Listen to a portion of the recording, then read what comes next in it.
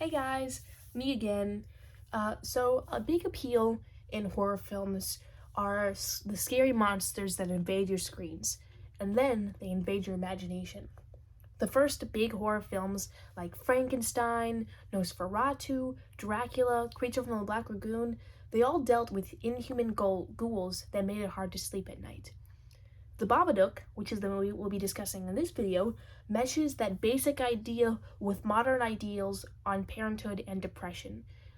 And as always, so I hope you enjoy this. And as always, spoilers ahead. So, The Babadook was directed by Australian director Jennifer Kent. It stars Essie Davis and Noah Wiseman, who is the tiny little child that will be in this movie. Kent got her inspiration for the film from a friend whose son saw an imaginary boogeyman. In order to help her son, the mother would pretend to talk to the boogeyman as if he existed. And this imagery of a boy being tormented by a tall, dark monster stuck with Kent. Eventually, she made a short film, which became the inspiration for this movie. So I'm going to use less time describing the plot of the movie and more time discussing the deeper meanings behind it because this movie has a lot to unpack. So I really suggest if you really want to experience like the harrowing visual effects and the sound production and all that stuff, because it's great and I really think you should, you might want to watch that first because I'll be going over more of the symbolism in the movie. So I'll give you some small plot here. Amelia and her son Samuel live by themselves. This is due to Amelia's husband dying in a car crash while the two were speeding to the hospital to have Samuel. Because of these events, Amelia has depression, and it's pretty bad. And her son certainly doesn't help because, he's pretty young, maybe like 8 or 7, and he's really creative and inventive, but he has some bad issues with his school especially. Because while he is creative and inventive, he's also destructive and not very good with people. So one night, Amelia finds a book in Sam's room to read to him before he goes to sleep called The Babadook. As they read the book, it gets more progressively scarier to the point where Amelia throws the book away. It was too late, however, as reading the book seems to have unleashed the nightmarish creature in the book. As they begin to see the monster more and more, they begin to seclude themselves from the outside world. Sam doesn't go to school, and Amelia doesn't go to work.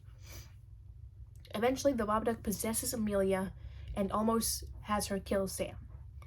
The Babadook is beaten, however, whenever Sam shows Amelia love, even when he's being strangled by her.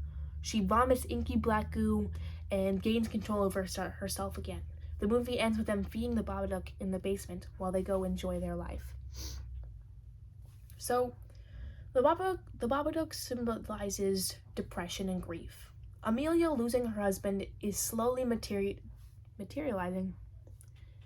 deteriorating is what I meant to say. So Amelia is losing her husband, and once she lost him, it started to deteriorate her mental health. And in order to showcase this on screen, the Babadook is used as a metaphor to show how depression is consistent and dark. If it's in a word or in a look, you can't escape you can't get rid of the Babadook. This is also shown when at the end, where the Babadook still exists in the basement, but she feeds it food, and that showcases her keeping herself strong and healthy. And that represents also, the Babadook existing in the basement also kind of represents how depression doesn't really go away. It can be tended to, and you can like have good days and bad days and keep it away. But the Babadook, it's a symbol, but depression doesn't really just disappear like that, especially after what she's gone through.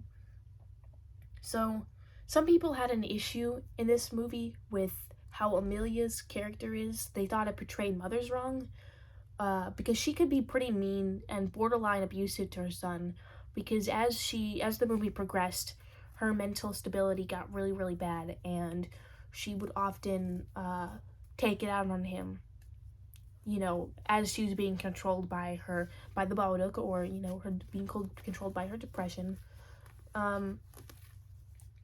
Kent, however, maintains that she is going to stick to her decision to show motherhood through this angle.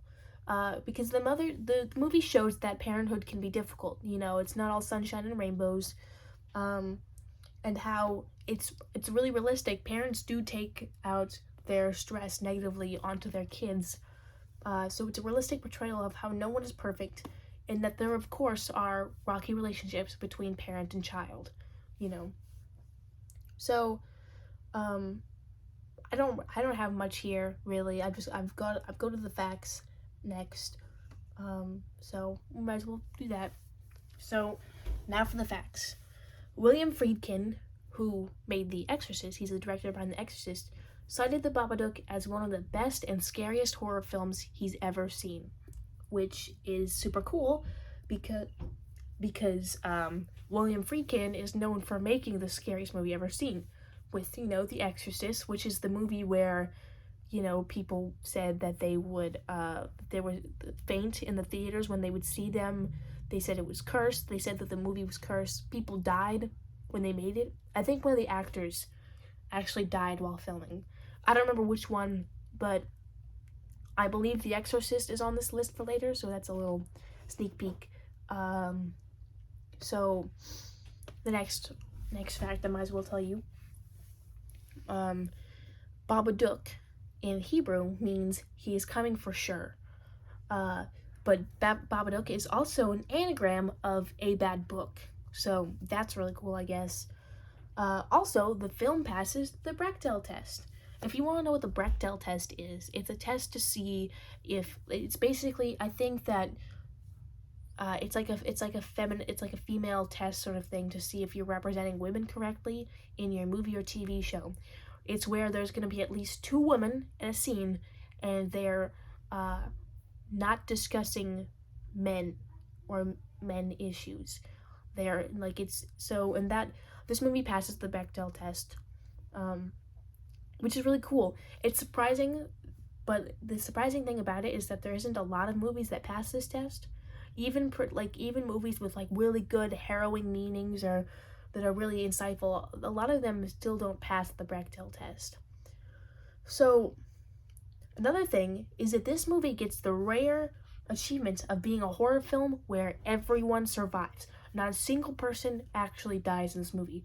Not even the dog, which was, there were times when you definitely believed the dog would die. She came after the dog, I think, but no one died in the movie. So that's really cool. So I personally find this to be a perfect modern horror film. It had dark, harrowing visuals, great character and plot development, and a deeper meaning that discusses relevant topics like depression and motherhood. So I really enjoyed this one. I think that you should definitely watch it as well, especially if you want modern horror that deals with real issues. And it's not often that we get horror films that have female leads, and it's not about relationships. On that subject, about female leads, the next movie we're talking about is a very confusing and uncomfortable film known as Midsummer, or Midsommar, whatever you think it should be called. So we will watch that, or we'll review that next video. Thanks for watching.